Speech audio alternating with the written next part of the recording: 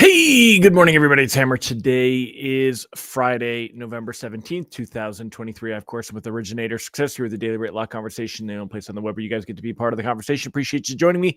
Remember, you can join me live each and every day, 9:30 a.m. Eastern Time as we do the videos. If you're watching on the replay, do me a favor, give me a hashtag replay. Let me know that you were here. Don't forget to smash that like button, tag an hello friend, share us in a group. Hit subscribe if you are on YouTube and that little thumbs up kind of thing there. Help us grow. Always appreciate that. Remember, you can sign up for our written email lock advice to your inbox each and every day, www.ratelockadvice.com. You can also check out our text alerts at www.textalerts.com. Last but not least, check us out at originatorssuccess.com. Find out how we help you get loans from Google and social media. Good morning, Tom Dedmore, Ron Siegel. Great to see all of you here. I know there's someone else here this morning, but I don't know who that is because it just says Facebook user. So good morning, John Warner. It's great to hear you. Great to see you.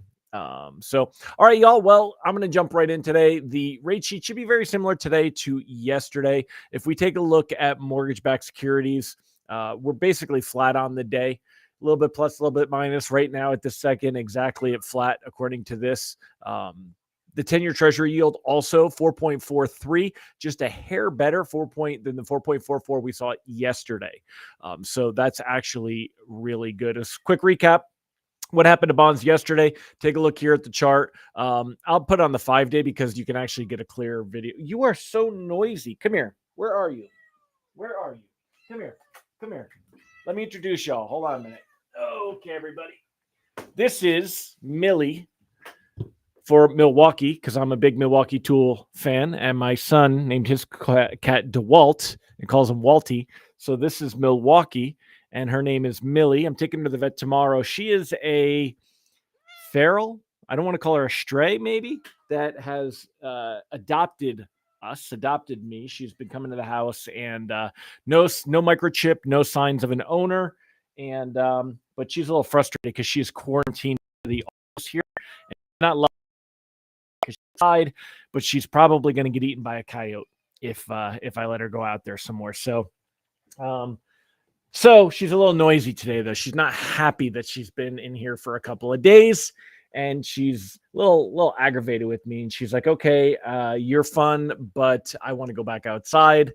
And I kind of have her in prison, so I feel bad about that, but it is what it is. So anyway, that was Millie. Reprice risk today is low.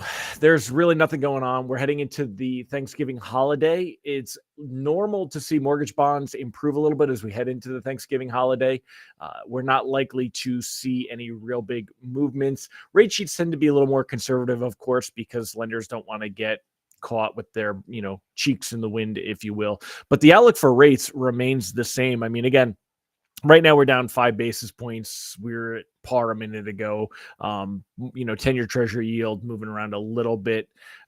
Sorry that you're allergic, Mike. I'm a big cat guy. I like cats. Anyway, rates are likely to bounce around a little bit, moving up and down an eighth, maybe a quarter if we see some movement, but we're really not going to see any moves until after Thanksgiving. Now, I need to clarify I said something about the jobs data and the week after Thanksgiving, but because December 1st, even though that's the first Friday of the month, because it is the first day of the month, jobs data like the unemployment, the non-farm payroll, wages, and unemployment actually come out on the 8th. So the big week is the week of December 4th. That's when we're going to get the JOLTS data. That's when we're going to get the ADP data. That does not come out the last week of November. So I misspoke before. I just want to make sure I clarify that for everybody. So basically we've got 2 weeks of calm, and then we're going to head into the big reports. We're going to get labor data, and we're going to get the CPI on the 12th and the Fed meeting on the 13th with Fed Chair Jerome Powell's press conference. And there's a really good chance that we could see rates start to move lower in that first week of December. As long as the momentum continues the direction that we're headed right now, which is that the Fed is not likely to cut rates. Markets are betting that there is basically a 0% chance that we are going to see a rate hike in December. Currently looking at rate cuts to start sometime in May. Now, when I read Bloomberg and other places, I see them talk about June a lot. But when you look at Fed futures, May shows a 47% expectation to be at a rate cut and only a 38% expectation that we stay the same. There's actually, when you factor in the idea that there's some out there that that are pricing in 2 rate cuts by then. This puts us to 60-40. So markets are looking for that first cut to come by May, not June, like I hear sometimes. Some things to be aware of, though, that is helping out right now. Oil prices, right? So oil sank into a bear market as signs of healthy supplies and rising stockpiles offset attempts by OPEC plus leaders, Saudi Arabia and Russia, to keep declines in check. The fact that we are seeing crude is on a run of 4 straight weekly declines, the longest losing streak since May. West Texas Intermediate traded near $73 a barrel after dropping more than 20% from a high in September. What this means, lower oil prices means lower prices at the pump, and we're going into the winter. So it's lower heating bills because people are going to need to be buying heating oil, which is diesel, and all of that's going to help keep that inflation number down. This is important. It doesn't get a lot of play. There's not a lot talking about it, but it is important. The fact that oil is falling is keeping those inflation numbers in check the way that we like it. Hello, Lisa. I know you would take her if nobody does. We're going to keep her, Lisa. I think she's adorable. So, and I'm taking her to the vet tomorrow on Saturday to have her all checked out and then take it from there. So anyway, here's where we're at. Fresh signs of an economic slowdown are prompting investors to ramp up bets on interest rate cuts next year. Overseas, they're seeing things slow down, which will help us here. And policymakers have repeatedly said it's too early to start thinking about loosening monetary policy. Markets are pricing at a 25 basis point rate cut at both institutions. That's overseas, the European Central Bank and the Bank of England, and also the Fed Reserve in June of next year. Again, here's that example. They talk about it being in June, but when I look at Fed futures, markets are looking at that rate cut to come in May. Mike said Phil Mancuso at EPM is talking a February emergency meeting and cutting. You know what? Again, I have the utmost respect for Phil. He is very bright, and if he's seeing something, it's certainly possible. I wouldn't rule it out. I don't think it's going to happen. I don't think we're going to see the economy tank and the jobs market tank quite that hard, but it's possible. I don't think it's going to happen. I think we're much closer to that soft landing, but we'll see where things are at. So anyway, my friends, overall, again, the advice remains to float.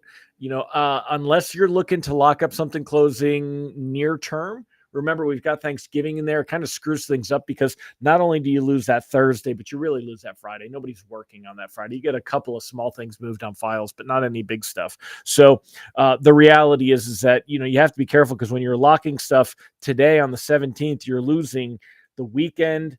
And then as we head into Thanksgiving, you're losing quite a few days there. So if you have a loan and it's closing, again, most loans are going to be closing that week of the 27th or maybe the 4th. So you can lock those next week and you shouldn't have a lot of risk. We shouldn't see a lot of movement. If we do lose something going into Monday, we'll probably get it back by Tuesday and Wednesday heading into the holiday. So I'd be looking to lock, if you need to lock stuff up to get it closed, I would try to hold off and lock it at the beginning of next week. There's no guarantee, but I mean, right now, rates are at the best levels that we've seen. So this 7.36 beats the 7.38 that we had earlier in November. If you want to use Mortgage News Daily as a reference point, which I generally do, it's kind of like a, mush of all different rate sheets. So this is great stuff, y'all. Good stuff. Again, I'm still going to go back. I'm frustrated. I wish that I hadn't locked last week ahead of the CPI data, but if this data had gone the other way, if this sentiment had moved the other way, we'd be looking at rates in the 8s. Thankfully, this is all breaking in our direction and the momentum should continue. If the Fed is definitely, done cutting rates, then we can start to see the door open for rates to settle. I think we get into the high 6s for conventional conforming. I think we get out of the 7s into the high 6s before loan level price adjustment. So high 6s, low 7s.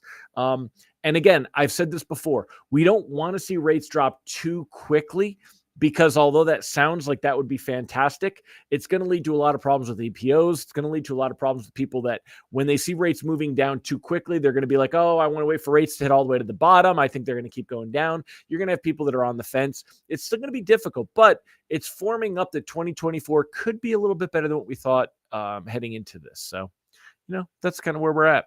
All right, y'all. Good morning, Cindy Pulliam. Great to see you here. Rob Stewart, great to have you here. What do you guys think? What are you guys doing this weekend?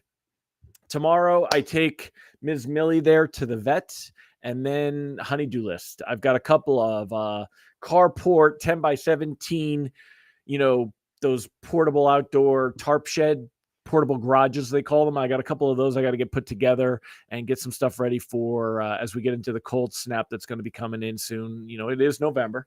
Got to get that done. And just, how the honey-do list stuff goes. I love doing stuff around the house on the weekend. That's my thing. I enjoy it. Tonight, I'm going to go play some poker and let people donate some money to me. Robert's getting the rest of the food needed for Turkey Day. Yep, can't forget that. Got to be doing some shopping. I'll spatchcock my turkey. I feel so dirty saying that, but I've done that the last few years. I'll spatchcock it and smoke it, and that is some awesome turkey. If anyone has a smoker, Pit Boss, Traeger, or any of those, spatchcock that turkey where you snap the backbone out of it and spread it open, and it just cooks so much better. You can cook the breast meat different than the dark meat. So Ron said you're expecting some cold too. SoCal cold and getting some rain. Bobby's getting ready for Thanksgiving as well. So, well, you guys have a fantastic weekend. I will see you on Monday, smoking one and baking one. I'd like to do that oil thing, but we have some serious burn bans going on here. Hopefully nobody starts a fire. Mallory's doing a wine and lights with some girlfriends. Oh, that's fun. Good for you. No turkey this year. Beef tri-tip on the Weber grill. That's not bad either. We do turkey and ham. I do turkey and ham. So, all right, y'all. Well, have a fantastic one. Ron said deep fried turkey is the best. I'd have to agree, Ron. I think it would probably. I love smoked turkey though. It gives it such a great flavor. But I think deep frying it would be pretty damn good. I'm pretty good on that. So, all right, y'all. I'll see you guys on Monday. Have a fantastic day. I appreciate you. Bye-bye.